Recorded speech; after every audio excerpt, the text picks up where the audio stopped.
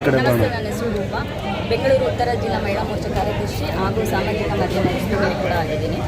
ಬೆಂಗಳೂರು ಉತ್ತರ ಬರುತ್ತೆ. ಇವತ್ತು ಏನು ವಸಂತ ಸರ್ ಹುಟ್ಟುಹಬ್ಬ ಇದೆ, ಆಚರಣೆ ಮಾಡ್ತಾ ಇದ್ದಾರೆ. ಭಾಳ ಖುಷಿ ಆಗ್ತಿದೆ.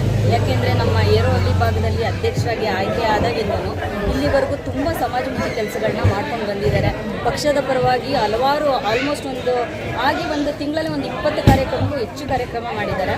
ಸೊ ಹಂಗಾಗಿ ಇವರು ಅದೇ ಎಲ್ಲ ಸೇರು ಗಿಡ ನೆಡೋದಿರ್ಬೋದು, ಯೋಗ ದಿನಾಚರಣೆ, ಮತ್ತು ಇನ್ನೂ ಹೆಣ್ಮಕ್ಳಿಗೆ ಬೇಕಾಗಿರೋ ಉಪಯುಕ್ತ ಜಾಗೃತಿಗಳನ್ನ ಮೂಡಿಸುವಂಥದ್ದು, ಸ್ವಚ್ಛತೆ ಕಾರ್ಯಕ್ರಮ, ಈ ಥರ ಹಲವಾರು ಕಾರ್ಯಕ್ರಮಗಳನ್ನ ಮಾಡಿಕೊಂಡೇ ಬಂದಿದ್ದಾರೆ.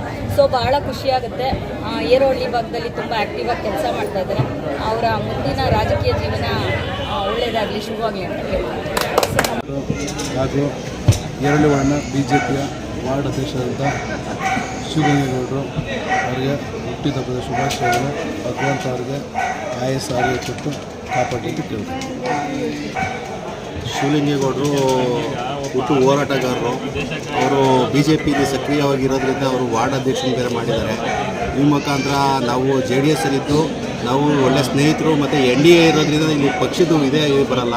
ಮತ್ತು ಅವ್ರಿಗೆ ಈ ದಿನ ಹುಟ್ಟುಹಬ್ಬ ಇರೋದ್ರಿಂದ ಅವ್ರಿಗೆ ದೇವರು ಆರೋಗ್ಯ ಐಶ್ವರ್ಯ ಕೊಟ್ಟು ಕಾಪಾಡಲಿ. ಅವರ ಸ್ನೇಹಿತರು ಆಶೀರ್ವಾದ ಅವ್ರ ಸದಾ ಅವ್ರ ಮೇಲೆ ಇರಲಿ ಅಂತ ಈ ಮುಖಾಂತರ ಕೇಳ್ತಾರೆ. ನೂತನವಾಗಿ ಅಧ್ಯಕ್ಷರಾಗಿದ್ದಾರೆ. ಅವರಿಗೆ ಇವತ್ತು ಹುಟ್ಟುಹಬ್ಬ, ತುಂಬ ಹೃದಯದ ಶುಭಾಶಯಗಳು.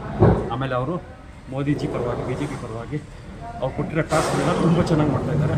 ಅವ್ರು ಇನ್ನೂ ಮುಂದೆ ಒಳ್ಳೆ ನಾಯಕನಾಗಿ ಬೆಳೀಲಿ ಅಂತ ಇನ್ನೂ ಹೆಚ್ಚೆಚ್ಚು ಸೋಷಿಯಲ್ ವರ್ಕ್ ಮಾಡಲಿ ಅಂತ ಹೇಳ್ಬೋದು. ಅವ್ರು ಒಳ್ಳೆಯದಾಗಿ ನಮ್ಮ ನೂತನವಾಗಿ ಅಧ್ಯಕ್ಷರಾಗಿದ್ದಾರೆ. ನಮ್ಮ ಸ್ನೇಹಿತರು, ಹೆಚ್ಚಿಗೆ ನಮ್ಮ ಬ್ರದರು ಹೇಳಬೇಕಂದ್ರೆ ದೇವರು ಅವ್ರಿಗೆ ಚಾಮುಂಡಿ ಆಯಸ್ಸು ಆರೋಗ್ಯ ಎಲ್ಲ ಕೊಟ್ಟು ಕಾಪಾಡಲಿ ಅಂತ ನಾವು ಬೇಡ್ಕೊಳ್ತಿದ್ದೀವಿ.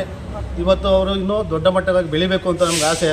ಚೆನ್ನಾಗಿ ಇನ್ನೂ ಹೆಸರು ಮಾಡಬೇಕು, ಇನ್ನೂ ಅತಿಯಾಗಿ ಜನಗಳನ್ನ ಪ್ರೀತಿಸಬೇಕು ಅಂತ ನಾವು ಇವತ್ತು ಹಾರೈಸ್ತಾ ಇದ್ವಿ. ಎಲ್ರಿಗೂ ನಮಸ್ಕಾರ. ಏನಿವತ್ತು ಹುಟ್ಟುಹಬ್ಬದ ಪ್ರಯುಕ್ತ ನಮ್ಮ ಕಾರ್ಯಕರ್ತರು ಭಾಳ ಅದ್ದೂರಿಯಾಗಿ ಒಂದು ಕಾರ್ಯಕ್ರಮ ಆಯೋಜನೆ ಮಾಡಿದ್ದಾರೆ.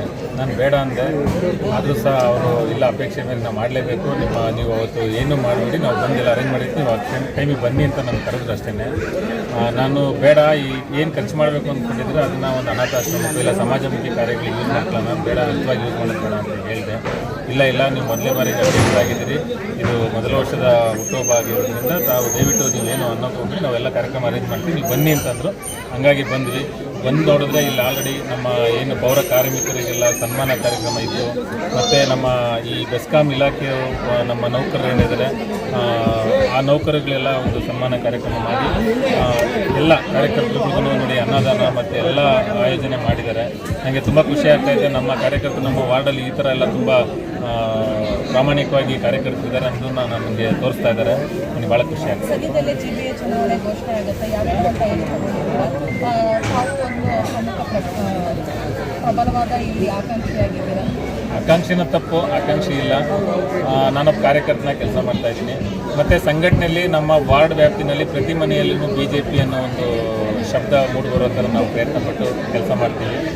ಏನು ಮುಂಬರುವ ಚುನಾವಣೆಗಳು ಯಾವುದೇ ಚುನಾವಣೆ ಆಗಿರ್ಬೋದು, PBMP ಆಗಿರ್ಬೋದು, GB ಆಗಿರ್ಬೋದು, ಮತ್ತು MLA ಆಗಿರ್ಬೋದು, MP ಆಗಿರ್ಬೋದು, ಯಾವುದೇ ಸ್ಥಳೀಯ ಚುನಾವಣೆಯಿಂದ ಹಿಡಿದು ಯಾವ್ಯಾವ ಎಲೆಕ್ಷನ್ ಬರ್ತವೆ ಅವನ್ನೆಲ್ಲ ನಾವು ಕಾರ್ಯಕರ್ತರ ಕೆಲಸ ಮಾಡ್ತೀವಿ.